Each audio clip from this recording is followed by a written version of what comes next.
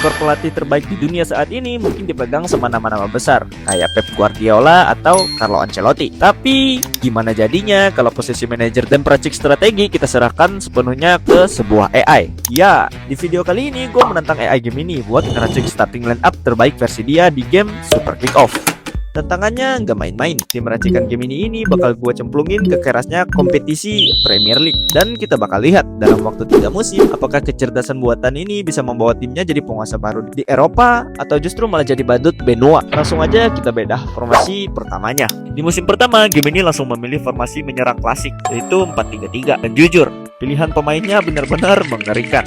Di posisi penjaga gawang, Gemini menunjuk Thibaut Courtois. Alasan sang AI, dia butuh kiper dengan mentaliti baja yang bisa jadi jaminan penentu kemenangan di laga-laga krusial atau drama adu penalti. Bergeser ke lini belakang, posisi right back diisi sama Achraf Hakimi. Kecepatan murninya dibutuhin buat nutup serangan balik cepat lawan. Sementara duet jantung pertahanan dipercayakan pada dua tembok kokoh, yaitu William Saliba dan Antonio Rudiger. Komposisi fisik dan intercept super dalam menangkis serangan apapun. Di sebelah kiri ada bek sayap rasa penyerang, Theo Hernandez. Di lini tengah, Rodri dipasang sebagai holding midfielder alias CDM buat ngatur ritme penguasaan bola. Dia bakal ditemanin sama Jude Bellingham dan Florian Wirtz sebagai kreator utama serangan. Nah, lini depannya ini yang bikin merinding. Di sayap kanan ada Mohamed Salah sebagai mesin pencetak gol. Di sayap kiri ada Raja Gocek, Vinicius Junior, dan ujung tombaknya diserahkan kepada Harry Kane. Gak cuma starting 11, bangku cadangannya juga mewah banget. Alisson, Gabriel, Nico, Konde, Nuno Mendes, Valverde, Foden, sampai Alexander Isak. Mewah banget kan? Tapi apakah skuad bertabur bintang ini bisa langsung instan dapat trofi? Mari kita lihat di akhir musim.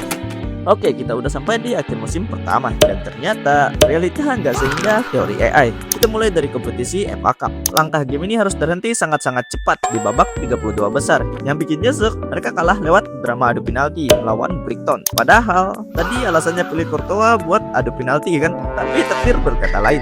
Dan plot twistnya Brighton malah keluar sebagai juara FA Cup. Apakah ini awal yang buruk? Tunggu dulu. Di kompetisi domestik Premier League, performa game ini sebenarnya nggak jelek-jelek amat. Mereka berhasil finish di peringkat ketiga.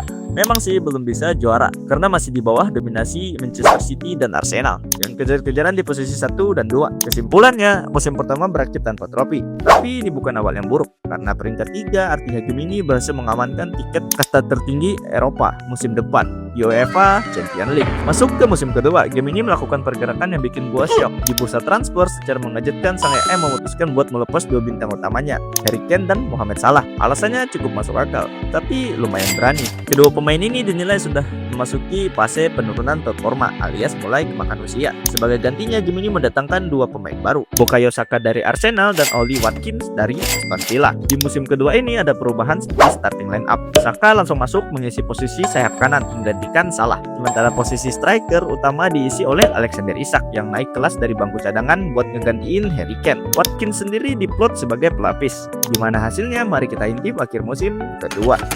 Di kompetisi FA Cup, tampaknya Gemini emang nggak jodoh sama piala ini. Mereka kembali tumbang di babak 16 besar setelah kalah tipis 1-0. Tapi gebrakan besar terjadi di panggung Eropa. Di musim debutnya di UCL, Gemini tampil ganas dan berhasil finish di peringkat kedua fase Liga, yang otomatis bikin mereka langsung lolos ke babak 16 besar. Skuad AI ini melaju meyakinkan sampai babak semifinal. Tapi sayang mimpi ke final harus dikandaskan oleh Napoli dengan agregat telak 4-1. Napoli pun keluar sebagai juara UCL. Tapi tunggu dulu, karena kejutan terbesar justru terjadi di Liga Domestik. Setelah berjuang lewat drama 38 pertandingan, Gemini akhirnya berhasil meraih trofi pertamanya. Mereka keluar sebagai juara 1 Premier League setelah sukses menggulung kedikdayaan Arsenal dan Manchester City dengan selisih poin yang sangat-sangat tipis. Gak cuma juara secara tim, statistik individunya juga ngeri. Jude Bellingham dan Florian Wirtz sukses keluar sebagai top assist, sedangkan Bukayo Saka langsung menjabat gelar Golden Boot alias top skor di musim debutnya bersama Gemini. Di titik ini, visi taktik sang AI kelihatan luar biasa banget. Sekarang kita masuk ke musim ketiga, sekaligus musim terakhir dari tantangan ini. Apakah Gemini bisa melengkapi prestasinya dengan trofi si kuping besar UCL? Di bursa transfer kali ini, Gemini kembali melakukan cuci gudang yang ekstrim. 4 pemain senior sekaligus langsung didepak: Antonio Rudiger, Thibaut Courtois, Alisson Becker, dan Oli Watkins. Sebagai suksesor, Gemini mendatangkan kiper masa depan, Diogo Costa, dan bek tangguh The Lie. dari Manchester United. Perjalanan musim ketiga dimulai dengan manis. Di ajang Community Shield, Gemini sukses angkat piala setelah mengalahkan Nottingham Forest. Trofi kedua buat Gemini. Tapi setelah itu semuanya mendadak runtuh. Di FA Cup, mereka lagi-lagi gagal dan harus puas gugur di babak 8 besar setelah kalah dari Chelsea. Di Premier League jauh lebih parah. Performa tim terjun bebas, konsistensi mereka hilang, dan Gemini cuma bisa pasrah finish di peringkat kelima klasemen akhir liga. Terus gimana nasibnya di UCL musim ini? Di fase liga, Gemini terseok-seok dan finish di peringkat 9. Yang memaksa mereka main di babak playoff. Di playoff, mereka sukses bantai Fiorentina dengan agregat 4-1. Tapi di semifinal, seolah terkena dejavu dan kutukan yang sama. Gemini lagi dan lagi harus kalah dari musuh bebuyutan mereka, Napoli.